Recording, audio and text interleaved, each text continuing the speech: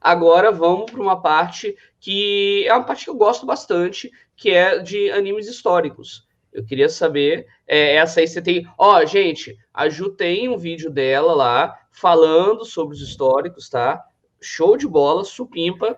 E, assim, então vamos para essa lista, né? Quais os animes históricos que você recomenda para a galera conhecer o Japão, a parte histórica do Japão?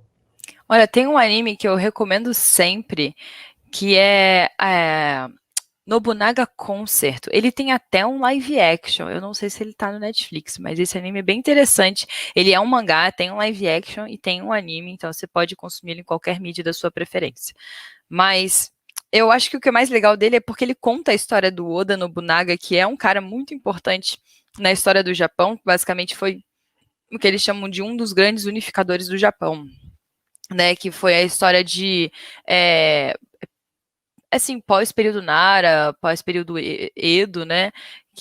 Não, pré-período Edo, pré-período Meiji, pós-período Nara, que é a história de basicamente da queda da intervenção militar japonesa, basicamente, digamos assim, né? Então, é um período muito marcante, gira uma chave muito importante na história do Japão. E o Oda Nobunaga Concerto é a história de um menino japonês nos tempos atuais, né? Porque esse anime já tem um tempo. Então, basicamente, tipo, sei lá, 2012. Já tinha celular na época.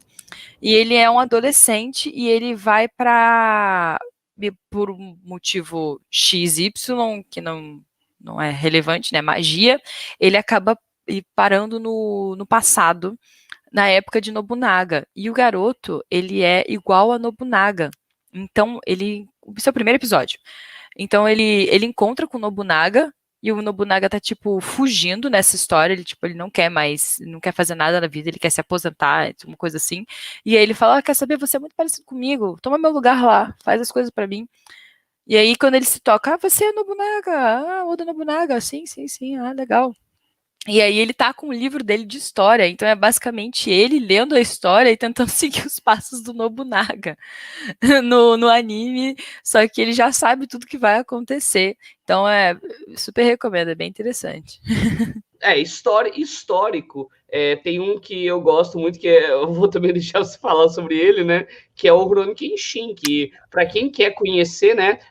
Você está aprendendo a transição do final do Bakufu, né? Da questão do período Tokugawa, e você está indo para o retorno do poder que antes o Shogun dizia, não, eu governo, mas eu governo para o imperador. Agora o Shogun não vai ter mais Shogun e vai para o Imperador, e aí o cara proíbe espada, o cara proíbe um monte de coisa, começa a desenvolver cidades, só que tem gente que se recusa a se adequar a essas novas regras, por conta de tradições de, sei lá, mais 600 anos aí de Tokugawa. 600 não, é muita coisa, mas enfim, Foram 300 anos, acho. 300, né? Foi de Sekigahara até 1800 e alguma coisa, se eu não me engano. Sim, o Rurouni Kenshin é bem legal. As pessoas, se você vê o Rurouni Kenshin com essa visão histórica, eles até falam sobre a capital mudando de Kyoto para Tóquio. Então, o que não mostra em muitos animes, porque é um anime muito grande, então eles conseguiram cobrir muita coisa, né, dos acontecimentos do Japão. Tem um que é muito bom também, que é o... A gente falou do Túmulo dos Vagalumes, que é histórico, Nobunaga Concerto, e o Samurai X. E tem o que é o Samurai Champloo também. Ele pega uma coisa meio mistura tipo um Cowboy Bebop. Ele também é criado pelo mesmo... dirigido pelo mesmo cara que fez o Cowboy Bebop, que vocês conhecem, que é muito famoso, muito bom. E o Samurai Champloo é um pouquinho mais curto, são 26 episódios, e é legal que ele mistura, diferente dos outros, né, ele mistura uma coisa meio pegada de coisa moderna com coisa de época. E ele conta a história do período Edo, que é entre 1600 e pouco até 1800, né, que ainda é quando ainda estava sob o comando dos shoguns, mas não tinha mais samurais e tudo mais, ainda estava nesse período de transição. Que pré-período Edo, ainda teve o período dos shoguns, né, que onde tinham vários shoguns que estavam lutando, que aí teve o Nobunaga, e aí teve o período Edo. Então, e aí depois teve o período Meiji, que é o período que é o Japão industrial, que é muito maneiro. E aí, por sinal, eu não conheço nenhum anime que fale sobre o período Meiji. Se vocês conhecerem, por favor, me indiquem, porque eu acho muito legal. Mas o Samurai Champloo, ele acompanha um jovem chamado Fu, uma jovem, né, na verdade, que trabalha numa casa de chá.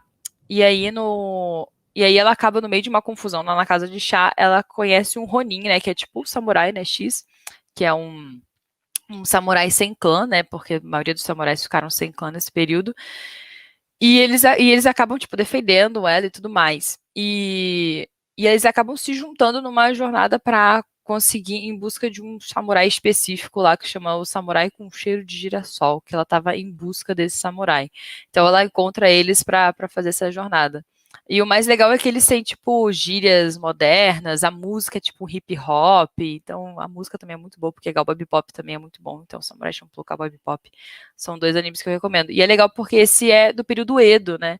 Então ele é específico dessa época, dessa transição de já com samurais proibidos, os shoguns estavam no poder e tudo mais. Então, super recomendo, também é bem legal. Passando do histórico, eu quero dar um jeito de encaixar Naruto aqui. Como é que a gente coloca? Vamos botar de animes e samurais? Ou o que você acha que a gente pode falar pra gente jogar Naruto? Porque já teve gente pedindo pra falar de Naruto. Acho que é anime de ação, né? Os shonens, os famosos shonens, né? Tem uma amiga minha que ela brinca que a gente só pode acompanhar um super shonen por vez. Você só pode ser fã de um super shonen por vez. Você tem que escolher um da tríplice pra ser fã, né? Tem tipo Dragon Ball, One Piece, Bleach, Naruto, que são os mais clássicos, né? Então, você só pode escolher um pra ser fã. Você pode ter assistido, mas ser fã só pode ser de um. Porque você não consegue administrar a fanzice de todos ao mesmo tempo.